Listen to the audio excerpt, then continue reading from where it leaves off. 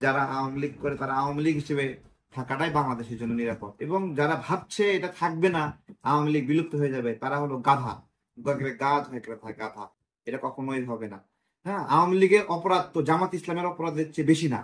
যখন কোন একটা রাজনৈতিক প্রক্রিয়া পুরোপুরি দম বন্ধ হয়ে থাকবে, কাজ করতে পারবে না, তখন দেখবেন যে তারা যেখানে সুযোগ পাবে সেখানে এই ধরনের আচরণ করবে। যখন শেখ হাসিনা শাসন আমল চলছিল, সেই সময়ে দেখবেন যে বাংলাদেশে বিরোধী রাজনীতি যারা বিশ্বের বিভিন্ন দেশে তারা শেখ হাসিনা সফরের সময় বাধাগ্রস্ত করেছিল। তো এইটা বর্তমান সময়েও আওয়ামী লীগ বাংলাদেশে কথা বলতে পারছে না, বা তাদের কাজ করার স্পেস নাই, নিষিদ্ধ।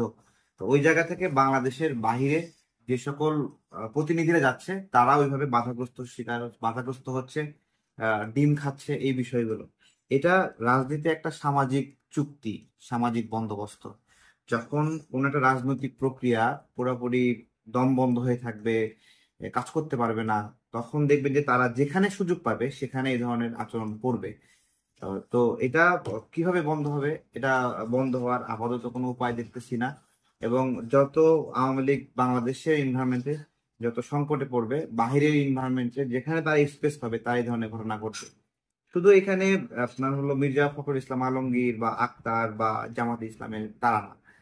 এটা বাংলাদেশ থেকে আমিও যদি কোনো দেশে যাই, তাহলে এই গণ অভ্যুত্থানে আমার ভূমিকার কারণে আওয়ামী লীগের আমার উপর যে রাগ ক্ষোভ আছে, তারা সুযোগ পেলে আমারও ক্ষতি করার চেষ্টা করবে। এটা স্বাভাবিক। তো এইটাই আর কি। বাংলাদেশে যদি একটা গণতান্ত্রিক সরকার আসে, যেই সরকার আহ এই দেশের রাজনৈতিক স্টেক হোল্ডার যারা যারা আছে, তাদের তাদের সাথে নির্বাচন করে জয়ী হবে, হুম, তখন ওই সরকারের উপর হামলা হবে না।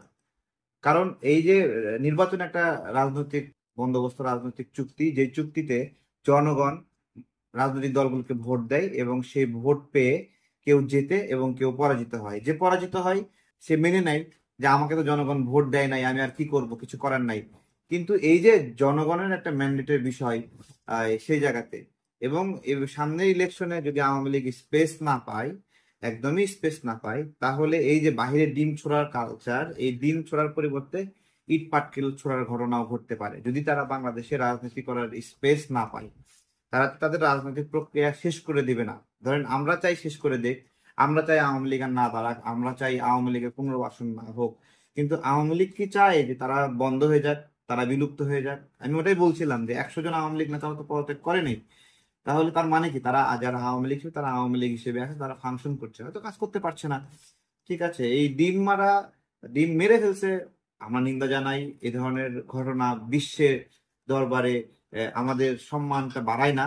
এবং আমেরিকাতে যে সকল প্রবাসী নাগরিকরা আমাদের বাংলাদেশের পক্ষ থেকে থাকে, যখন রাজনৈতিক ক্লাসটা আমেরিকাতে হয়, হ্যাঁ, আমাদের দলীয় ক্লাসটা ওই পর্যায়ে ছড়ায়, তখন ওইখানে যে সকল প্রবাসী ভাইরা আছেন তাদের জীবন চালনে একটা সমস্যা হয়ে যায়, তাদের প্রতি মানুষের নেগেটিভ দৃষ্টিভঙ্গি হয়। ও তো এই জায়গা থেকে রাজনৈতিক দল সমূহের প্রতি আমাদের আহ্বান যে সবাইকে সহনশীল হতে হবে, আমাদেরকেও সহনশীল হতে হবে, আমাদেরকেও মানবিক হতে হবে।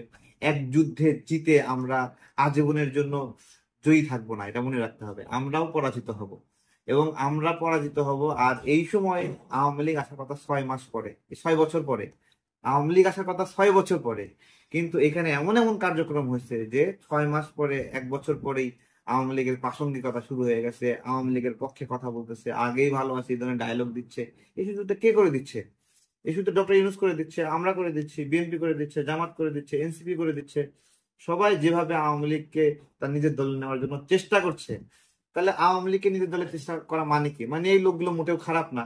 তাহলে এই লোকগুলো যদি খারাপই না হয়, তাহলে তারা নিজের দল নির্বাচন করলে সমস্যা কি? নিজের দলে রাজনীতি করলে সমস্যা কি? বরঞ্চ আওয়ামী লীগের যে লোকগুলো যখন এনসিপি তে যায়, ধরেন আওয়ামী লীগের একজন সন্ত্রাসী, অথবা আওয়ামী লীগের একজন স্বার্থবাজ লোক, অথবা পোল্টিবাজ লোক এনসিপি তে গেছে, ও কিন্তু আওয়ামী লীগ থাকা অবস্থায় আওয়ামী লীগের শক্তি ব্যয় করে ও কিন্তু আওয়ামী লীগের হয়ে মানুষকে নিপীড়ন করছে। যখন ও এনসিপি তে যাচ্ছে, তখন সে কিন্তু এনসিপির হয়ে ওই একই কাজটাই করবে, ওই নিপীড়নটাই করবে। অর্থাৎ এই লোকের রাজনৈতিক মানে হলো দুর্বৃত্তায়ন কিন্তু বন্ধ হইলো না। কিন্তু ও যদি আওয়ামী লীগ নামের দলটাতে থাকতো, তাহলে আওয়ামী লীগ হিসেবে সে কোনটা হয়ে থাকতো? তার মানে যারা নিপীড়ক, ধান্দাবাজ, পোল্টিবাজ, তারা কিন্তু আগেও ভালো ছিল, এখনো ভালো আছে। তারা এখন বিএনপিতে যাচ্ছে, জামাত তাদেরকে লুফে নিচ্ছে, তারপরে এনসিপি তাদেরকে লুফে নিচ্ছে, ফলে তাদের কদর কমে নাই। কিন্তু সত্যিকার অর্থে যারা আওয়ামী লীগ হিসেবেই রয়ে গেছে তারা কিন্তু কোণঠাসা আছে। যদি কারাগারি করেন যে গণহত্যায় অভিযুক্ত কোনো দল নির্বাচন করতে পারবে না, আইন করেন গণহত্যায় অভিযুক্ত দল নির্বাচন করতে পারবে না, তাহলে কি শুধু আওয়ামী লীগের নাম বাদ যাবে নাকি জামাতের নামও বাদ যাবে? জামাত তো স্লোগান দেয় না গণহত্যায় অভিযুক্ত কেউ নির্বাচন করতে পারবে না, তাহলে দেয় না কেন? কারণ তারা ওই একই অভিযোগে অভিযুক্ত। 1971 সালে আমাদের এই দেশে পাকিস্তান সেনাবাহিনী আসছে, ওরা আমাদের ঘর বাড়ি চিনলো কিভাবে? কোন বাড়িতে আব্দুল রহিমের ছেলে, কোন বাড়িতে করিমের ছেলে, কোন বাড়িতে আব্দুল্লাহ আছে জানলো কিভাবে? জামাত জানাইছে, ওই সময় জামাতের ছাত্র সংগঠন জানাইছে, রাজাকারা জানাইছে, আল বদর জানাইছে যে অমুক বাড়িতে হিন্দু আছে, অমুক বাড়িতে মুক্তিযোদ্ধা আছে, অমুক বাড়িতে মুক্তিযোদ্ধার বাপ আছে, অমুক বাড়িতে মুক্তিযুদ্ধের এক বেলা খাওয়ানো হয়েছে, অমুক বাড়িতে আহত মুক্তিযোদ্ধার জন্য চিকিৎসা চলতেছে, অমুক বাড়িতে একজন সুন্দর নারী আছে, ক্যান্টনমেন্ট ওই ক্যাম্পে নিতে হবে। এগুলো কি পাকিস্তানিরা জানতো? জানাইছে কে? জানাইছে এটা কে? তো যারা জানাইছে তারা বাংলাদেশের রাজনীতিতে প্রাসঙ্গিক, আর অন্যরা অপ্রাসঙ্গিক। বিচার এক পাল্লাই করতে হবে। সময়ের পরিবর্তনে বিচারের পাল্লা হালকা হয় কেন? সময়ের পরিবর্তনে অপরাধ লঘু হয়ে যায় কিভাবে? বিজয়ী হলেই অপরাধ মাপ নাকি? বিজয়ী হলেই সে আর রাজাকার না নাকি?